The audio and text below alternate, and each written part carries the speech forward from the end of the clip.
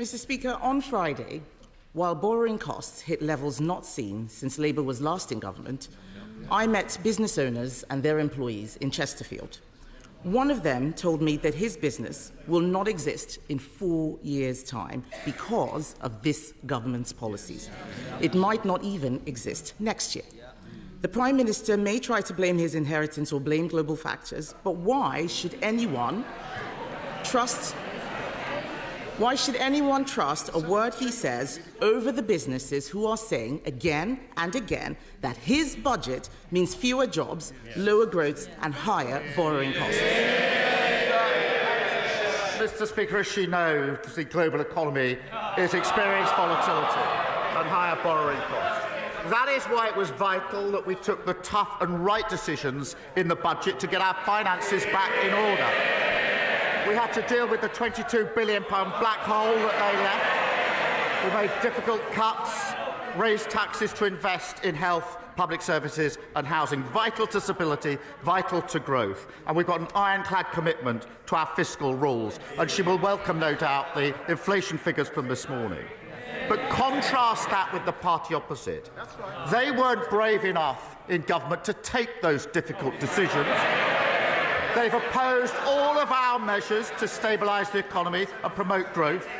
They're back to the magic money tree. She wants all the benefits of the budget, but she can't say how she's going to pay for them. They haven't changed. They're still economic vandals and fantasists. Imagine where we'd be if they were still in charge. Mr. Speaker, just today, the British Retail Consortium says 2/3 of businesses will have to raise prices to cope with his tax hike. His Chancellor ignored all the warnings and ploughed ahead with an unprecedented borrowing spree, leaving all of us more vulnerable. Now we have businesses saying they will raise prices to cover his jobs tax. We have an energy policy that will drive up bills, and all the while we are spending more day to day on debt interest than we do on schools and universities. The Prime Minister refused to repeat his Chancellor's promise that she wouldn't come back for more. Will he now rule out any new tax rises this year? Prime Minister. Mr. Speaker, we took the right and difficult decisions at the budget, decisions that they did not have the courage to take, which left us in the mess in the first place. When it comes to tax, she knows very well the limits of what I can say from this dispatch box, but we have an ironclad commitment to our fiscal rules. We can't just tax our way out of the problems that they left us, which is why we put in place tough. They were howling at the spending decisions. They wouldn't take them, and we'll stick to those spending decisions, and our focus is absolutely on growth. But their record, they flatlined the economy. They flatlined the economy, a mini-budget that crashed the economy, worst cost of living crisis in living history, and they left a £22 billion black hole, not taking lessons from them on the economy. Kemi Badenoch. Mr. Speaker, the Prime Minister knows very well the OBR found no such black hole. And he talks about a budget 3 years ago. The borrowing costs last week are at a 27-year high for 30-year gilts. The Chancellor is apparently promising to be ruthless in reducing spending. Let me suggest something that he should cut. There is no way that we should be giving up British territory in Chagos. He is rushing a deal which will be disastrous and which will land taxpayers with a multi-billion-pound bill. Why does the Prime Minister think British people should pay to surrender something that is already ours? Mr. Speaker, we inherited a situation where the long-term operation of a vital military base was under threat because of legal challenges. The negotiations were started under the last government. The then Foreign Secretary came to this House to say why he was starting negotiations and what he wanted to achieve. And he said the aim was to, quote, ensure the continued effective operation of the base. That is precisely what this deal has delivered. Mr. Speaker, there is no one he can blame for this dud deal except himself. At the budget, Labour were congratulating themselves for having the first female Chancellor, instead of ensuring the country had someone actually qualified to do the job. The Prime Minister...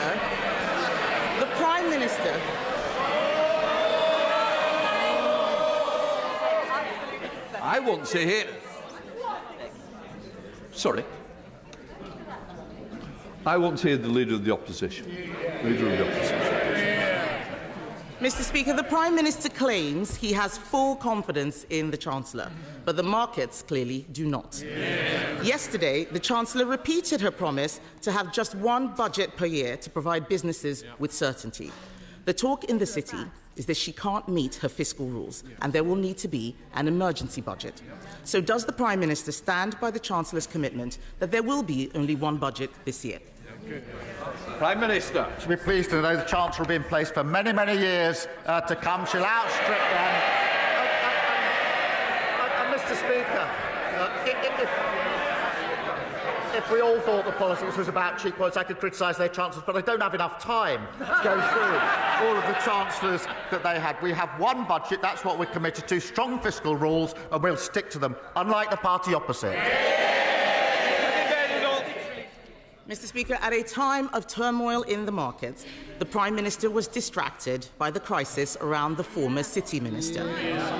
What does it tell us about his judgment that yesterday he said he was saddened that his close friend resigned? This was an anti-corruption minister under criminal investigation for corruption.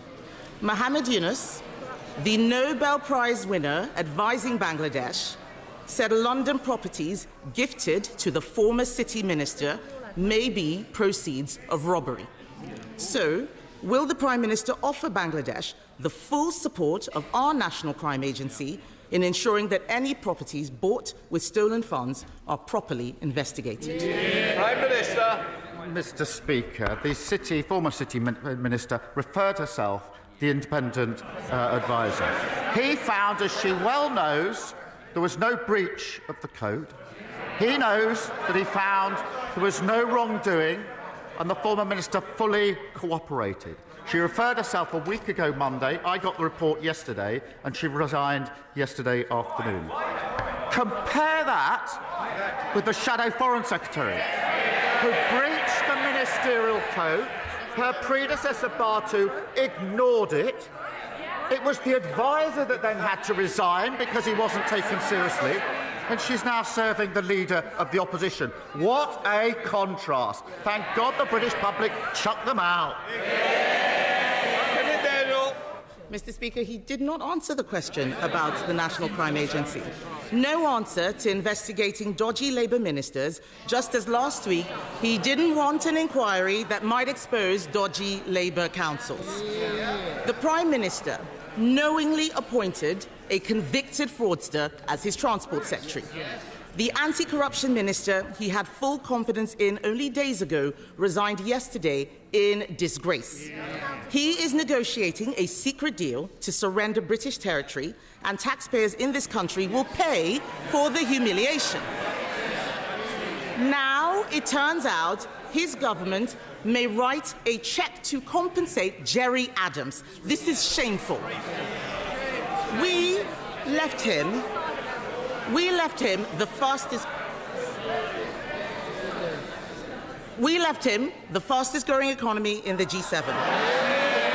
In just 6 months, under his leadership, it's been taxes up, borrowing up, mortgage rates up, and that's not all. Business confidence is down, jobs are down, growth is down. Can the country afford 4 more years of his terrible judgments? Mr. Speaker, among that barrage of complete nonsense,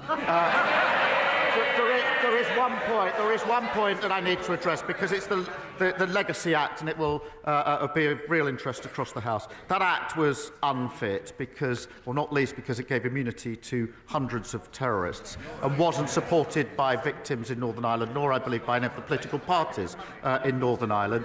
The court found it unlawful. We will put in place this is a serious point, we will put in place a better framework. We're working on a draft remedial order and replacement legislation, and we will look at every conceivable way to prevent these types of cases claiming damages. And it's important I say that on the record. But as for her claim and her nonsense, they crashed the economy. Mr. Speaker, I got a letter this week from a Tory voter in a Labour seat. I hope they don't mind me saying who it was. It was Liz Truss.